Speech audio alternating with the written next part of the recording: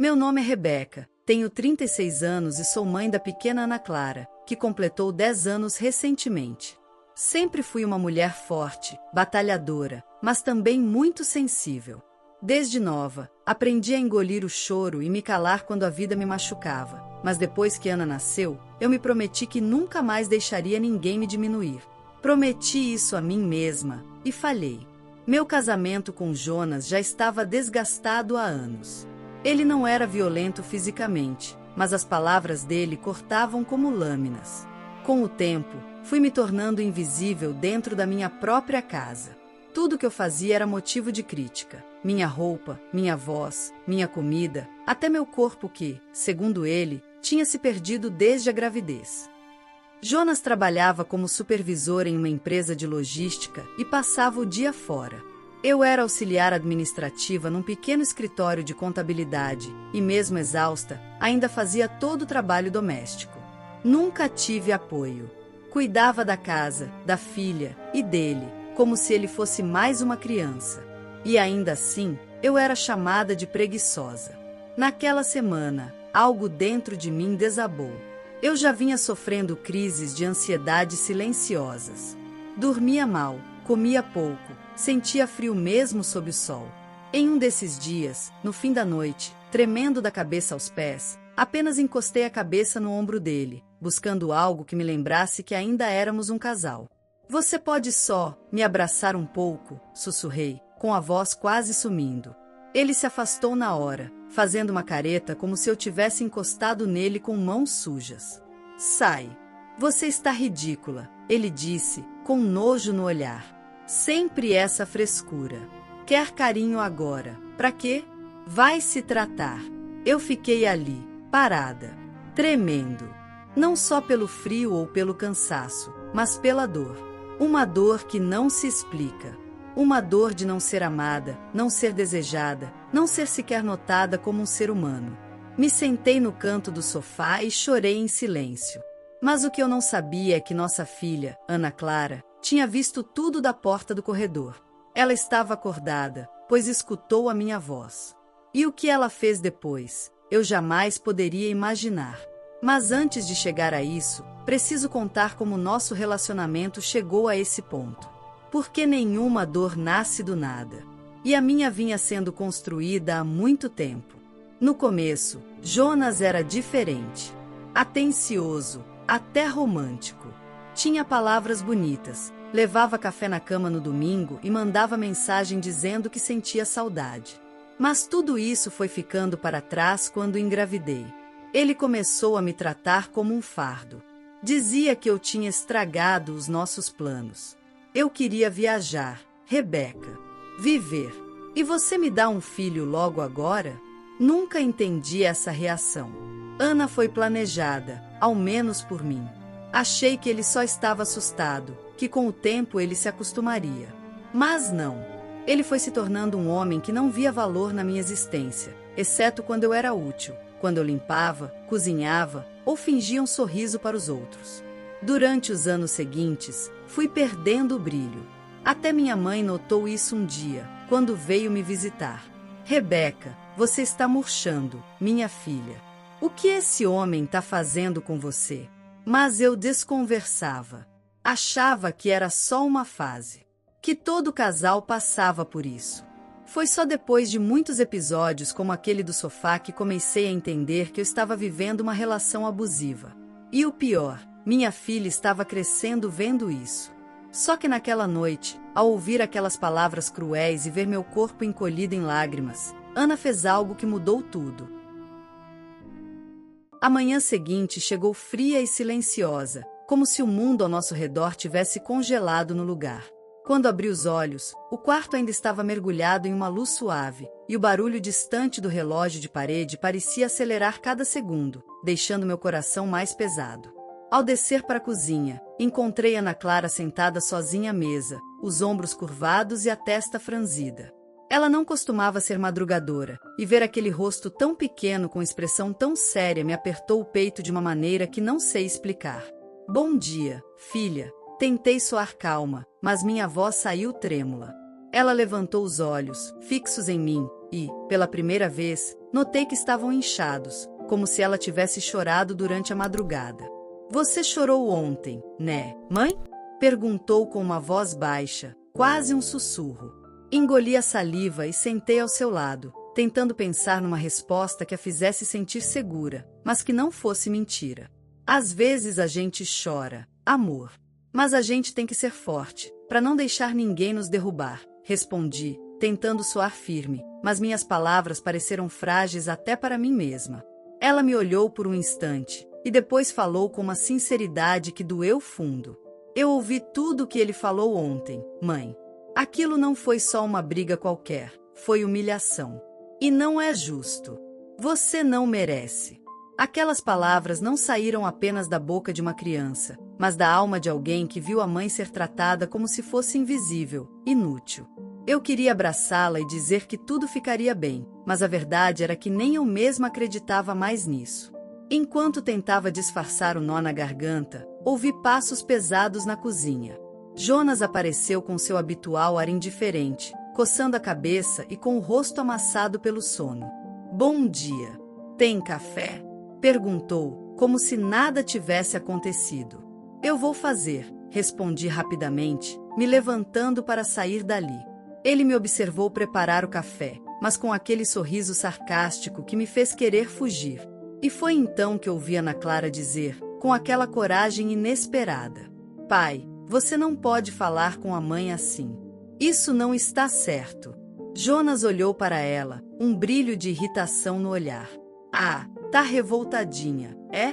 Vai lavar essa boca antes que eu me estresse de verdade. Ele respondeu ríspido. Minha filha, ao contrário do que eu esperava, não recuou. Eu não vou lavar a boca, pai. Você não tem o direito de tratar a gente como se fosse lixo. Eu também fico triste quando você grita com a mamãe. A coragem daquela garotinha me fez sentir uma mistura estranha de orgulho e tristeza. Eu deveria ter sido eu a falar aquelas palavras, mas foi ela. E ela não era nem adulta. Jonas levantou-se bruscamente e mandou Ana Clara para o quarto, com um tom autoritário que parecia esmagar o pouco de segurança que a menina tentava mostrar. Ela saiu, mas me lançou um olhar firme e desafiador que dizia mais do que palavras poderiam expressar. Eu estou com você, mãe. O silêncio que ficou na cozinha depois disso parecia mais pesado do que nunca. Jonas voltou para a sala sem falar mais uma palavra, enquanto eu sentia as lágrimas que estavam presas no meu peito ameaçarem escapar. Nos dias que se seguiram, a casa ficou ainda mais fria. O ar parecia pesado, e cada pequena interação entre nós três era carregada de tensão. Eu mantinha a rotina por fora, mas por dentro sentia uma tempestade de dúvidas, medos e angústias. Comecei a pesquisar tudo que podia sobre relacionamentos abusivos, tentando entender onde e quando tudo começou a desmoronar. À noite, quando Ana Clara dormia, eu relia aquela redação que ela escreveu na escola, onde dizia que eu era seu herói. Aquilo me comoveu profundamente, porque percebi que, apesar de tudo, ela via em mim uma força que eu mesma não sabia que tinha. E ela me deu uma responsabilidade enorme, ser forte não só por mim, mas por ela. Em uma das reuniões na escola, enquanto ouvia os elogios dos professores à minha filha, a vontade de mudar tudo só aumentava. Jonas, claro, nem quis saber de ir, chamou aquilo de frescura. Mas eu sabia que não podia mais me calar. Na volta para casa, Ana Clara segurou minha mão com firmeza e disse: Mãe, se quiser, a gente pode sair daqui. Só nós duas. Eu prefiro qualquer coisa que isso aqui. Seu olhar sincero e decidido foi o empurrão que eu precisava para começar a planejar uma nova vida, longe do desprezo, das humilhações e da tristeza constante. Mal sabia eu que uma oportunidade inesperada estava prestes a surgir, mudando tudo de uma vez por todas.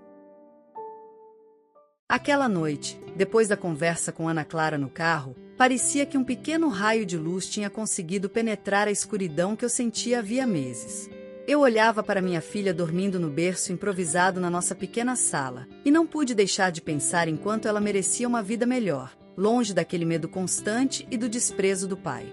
No silêncio da casa, sentei-me à mesa da cozinha, ainda de pijama, com o rosto marcado pela exaustão e os olhos inchados de tanto chorar. O que fazer? Para onde ir? Como garantir segurança para minha filha e para mim? 1000 perguntas, poucas respostas. Decidi que precisava de ajuda. Lembrei da Dona Marisa, a vizinha de porta, uma mulher que desde o início me ofereceu um sorriso amigável e um ouvido atento, mesmo quando Jonas me fazia sentir invisível. No dia seguinte, peguei Ana Clara pela mão e fui até a casa dela. Marisa abriu a porta com um abraço acolhedor e um olhar cheio de compreensão. Naquele momento, senti que não estava sozinha. Sentamos na varanda enquanto eu desabafava, contando tudo: as humilhações, as noites em claro, a sensação de impotência e o medo que nunca ia embora. Ela me escutava em silêncio, assentindo com a cabeça, suas mãos firmes sobre as minhas. Minha filha, você é mais forte do que pensa, disse ela, com voz firme. Eu conheço mulheres que passaram por isso e encontraram a saída. Você precisa saber que tem valor, e que o amor que sua filha merece começa em você. Marisa me apresentou um grupo de mulheres que tinham enfrentado violência e desprezo em suas casas. Cada história, cada lágrima, cada cicatriz, mas também cada passo em direção à liberdade. Me senti acolhida, parte de uma rede invisível que lutava para se reerguer. Ela também me indicou um advogado que trabalhava com casos de violência doméstica e dava suporte para mulheres em situação de risco. Eu não tinha dinheiro, mas Marisa me garantiu que ele ajudaria mesmo assim. Nos dias seguintes, comecei a organizar minha vida com cuidado novo. Consegui um emprego de meio período na loja de roupas do bairro, o primeiro passo para a independência financeira. Aquela rotina exaustiva me dava uma sensação de propósito, algo que Jonas nunca quis que eu tivesse. Cada centavo que ganhava era um tijolo na construção da minha nova vida. Ana Clara começou a sorrir mais, brincava no parque com outras crianças e falava da escola com entusiasmo. Era como se, mesmo em meio ao caos, a esperança estivesse brotando em nós. Mas Jonas não ia se entregar tão fácil. Numa tarde qualquer, ele chegou em casa bêbado e mais agressivo do que nunca. Gritava, xingava, reclamava de tudo, do trabalho, da casa, de mim. Ana Clara, assustada, correu para o meu quarto, chorando baixinho. Eu tremia, mas sabia que não podia mais ceder. Peguei o telefone e, com as mãos trêmulas, liguei para a polícia. Foi a primeira vez que fiz aquilo. Enquanto esperávamos, Jonas continuava com seu show de agressividade, mas havia algo diferente no ar. Ele viu que não podia mais controlar tudo. Eu tinha encontrado forças onde antes só havia medo. A polícia chegou, e ele foi levado. Pela primeira vez, uma sensação de segurança pairou na casa. Com o apoio de Marisa e do advogado, consegui uma ordem de restrição contra Jonas. Ele não poderia mais se aproximar da gente. A partir dali, tudo começou a mudar. Voltei a estudar à noite, me inscreve em um curso profissionalizante para garantir um futuro melhor. Ana Clara florescia, com amigos, notas boas e sonhos. Um dia, num passeio na escola, vi Jonas. Ele parecia outra pessoa, arrependido, pedindo para recomeçar. Mas eu não era mais a mesma mulher que deixava o medo calar minha voz. Jonas, você acha que pode apagar tudo com palavras? Perguntei, com a voz firme. Por favor, me dê uma chance, implorou ele. Não, respondi. Você deixou marcas profundas. Minha filha e eu merecemos paz. Ele se afastou, e naquele momento, senti um peso enorme sair dos meus ombros. Ana Clara se aproximou e me abraçou forte, sussurrando. Mamãe, agora a gente pode ser feliz. E naquele abraço, soube que a luta valeu a pena. Que, mesmo tremendo, mesmo cansada, a força do amor nos levaria para frente. A história de hoje chegou ao fim. E se você quiser mudar a sua história através de deliciosos brigadeiros gourmets, os tornando sua fonte de renda extra, ou até mesmo principal, adquira agora seu livro digital, que chegará no seu e-mail com mais de 80 receitas de brigadeiros por um preço ridiculamente barato. Você ainda ganha bônus sensacionais como planilha mágica de precificação, receitas bônus de outros doces e muito mais. E se não quiser fazer renda com seus brigadeiros, você pode simplesmente deixar seus amigos e familiares apaixonados por essas gostosuras. Clica no link da descrição ou do primeiro comentário desse vídeo e reserve agora seu livro digital. E não se esqueça de comentar qual lição você tirou dessa história. Também deixe um like no vídeo e se inscreva para não perder os próximos vídeos. Tchauzinho!